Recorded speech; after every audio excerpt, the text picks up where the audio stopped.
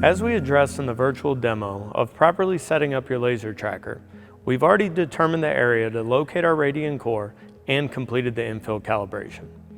If you missed this demonstration, please reference that before continuing to use your laser tracker. We've already connected to our third-party software and run the Radian interface. Now we're ready to move forward with acquiring our data. In all third-party metrology software, there are many ways of gathering your measurement data. We will be addressing many of the most common methods used in the field with a standard 1.5-inch SMR. All of these software packages contain measurement modes that have a user behind the computer selecting measurements while another user is running the SMR on the parts. However, since I'm measuring by myself, I will be demonstrating the measurement modes that allow a single user to collect data without another user present.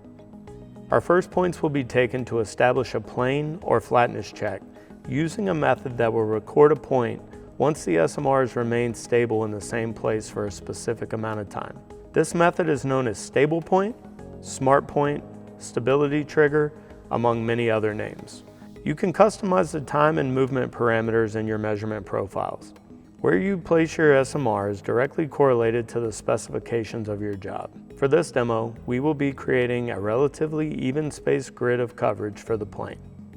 Next, we will be acquiring the same data, but we will be using a dynamic measurement technique. As with the previous method, there are many different names for this, including dynamic scanning or scrubbing.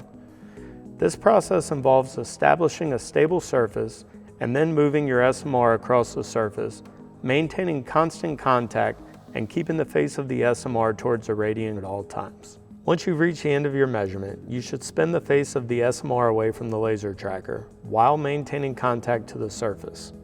You can also put your hand in front of the SMR to break the connection of the laser beam. If you do not break the beam, you will continue acquiring data as you raise the SMR off the surface. This will result in additional unusable data being taken. Anytime you acquire data with an SMR of any size, your data will be associated with the center of the SMR. Your third-party software will offset this data to the proper location as long as you've selected the correct SMR size in your measurement profile. In this case, I'm using a 1.5-inch SMR, so the data will be shifted 3/4 of an inch in the proper direction. Depending on the software you're using, it will either pick the projected direction based on the angle of the tracker's encoders or by taking a point in space to establish that direction. These offsets can be adjusted as necessary if the direction is not applied correctly.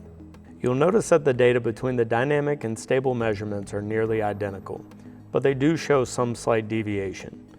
Due to the large number of points acquired during the dynamic measurement, you will have more opportunity to show the variances of the machining process. Stable and dynamic measurements can be used to measure other features as well. These features include, but are not limited to, lines, circles, spheres, and cones.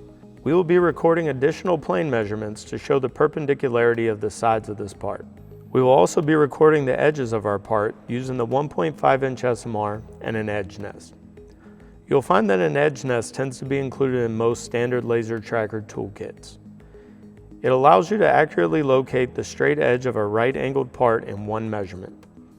You can also locate the edge of your part by taking measurements on each surface, creating a plane, and intersecting those two planes. The line formed at that intersection will also be the same edge as the one you find projected from your SMR and edge nest measurements.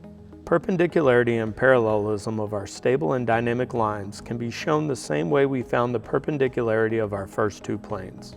There are many other features that can be inspected by the Radian, but we'll cover those later on when we speak about how API can help you improve your inspection process. Thanks for watching our video. If you'd like to learn more or schedule a web demo or on-site demo of any of our equipment, please reach out to us at apimetrology.com to speak to a real metrologist today.